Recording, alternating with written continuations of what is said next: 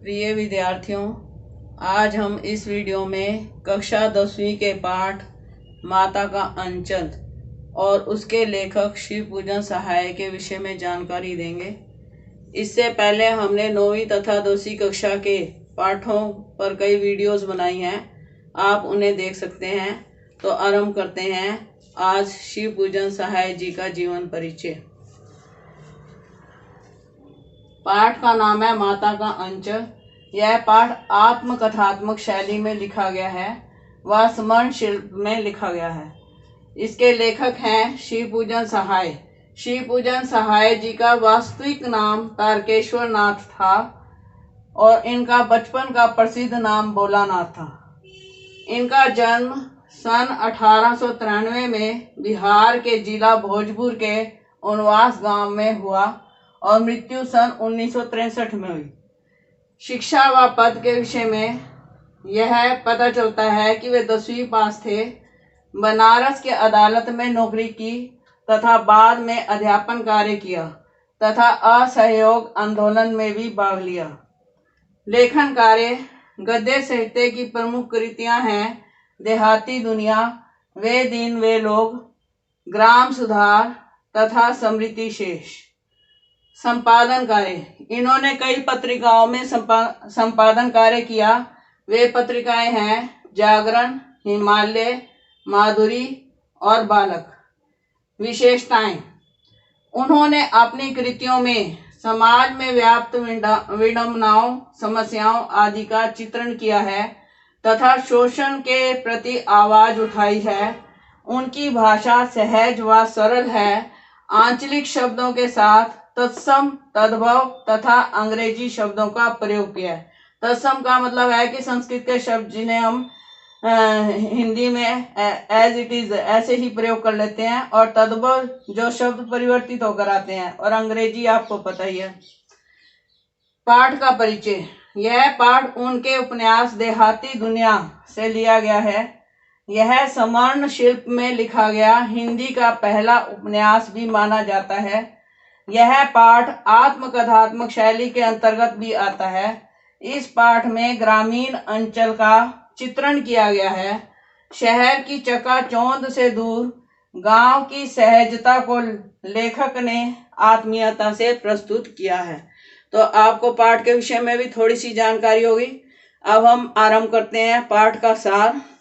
तो यहाँ पर आरंभ में लेखक ने बताया है कि वह अपने पिताजी के साथ ज्यादा रहता था, पिताजी के साथ ही सोता और पिताजी के साथ ही सुबह उठता। पिताजी उसे उठाकर और खुद नहा धोकर उसको भी नहला धुलाकर पूजा में अपने साथ बिठाते, और लेखक जिद करता तो उनके माथे पर वे त्रिपुट बना देते अर्थात एक टीका लगा देते। लेखक उस टीके को देखता और प्रसन्न होता। पिताजी जब उसकी तरफ देखते तो वह शर्मा जाता और दर्पण को नीचे रख देता। तो जटाएं खुली होने के कारण, माथे पर टीका लगे होने के कारण लेखक बम बोला बन जाता। पिताजी उसे प्यार से भोलानाथ कहते। वह अपने पिताजी को बाबूजी तथा माता को मैया कहकर पुकारते थे।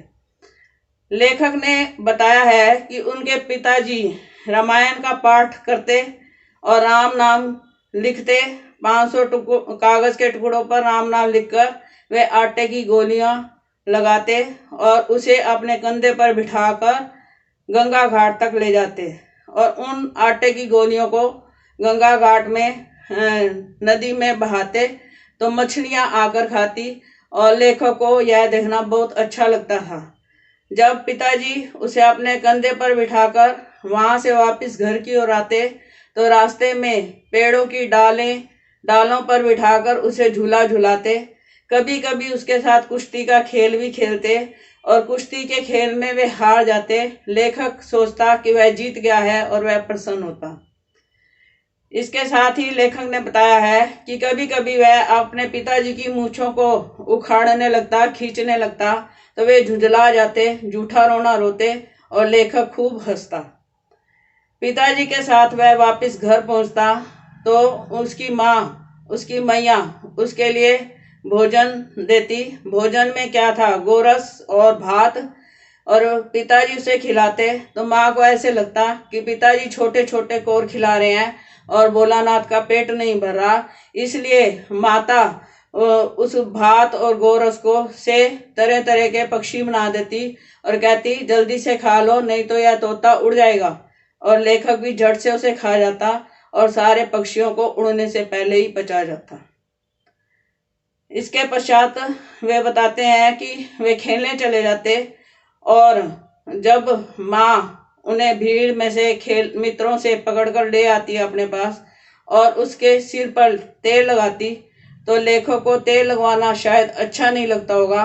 वे रोते, परंतु माँ उन्हें नहीं छोड़ती, तेल लगाती, उनकी चोटी बनाती, नीचे लट्टू लटकाती, उन्हें रंगीन वस्त्र पहनाती, उनके माथे पर और नाभि पर काला टीका लगाती, तभी वह उसे छोड़ती। उसे रोते हुए देखकर पिताजी उसे गोद में उठाते और गली की ओर ले जाते।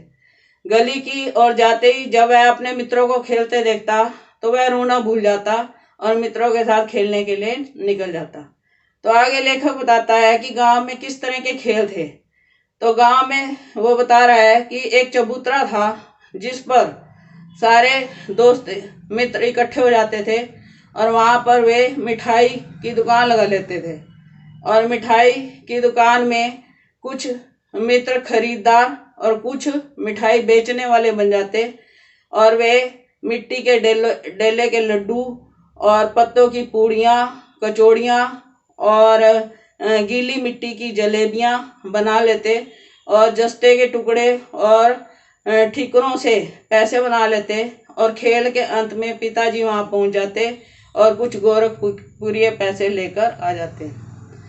इसके पश्चात उनका अगला खेल होता था घरौंदा बनाना। मिट्टी का घरौंदा बनाते थे, उसमें दिया सिलाई की डिब्बियों का प्रयोग करते, दातुन के खंभों का प्रयोग करते और घरौंदा बनाते। घरौंदा बनाने के बाद ज्योनार बिठाते, जैसे ही ज्योनार बैठती उसकी पंक्ति में अंत में पिताजी भी बैठ जाते और पिताजी को देखते ही सारे बच्चे घरौंदा बिगाड़कर वहां से भाग जाते और पिताजी भोलानाथ से कहते कि अगला भोज को भोगा भोलानाथ। इसके पश्चात वे बारात का खेल भी खेलते थे जिसमें वर पक्ष और वधु पक्ष बन जाता था।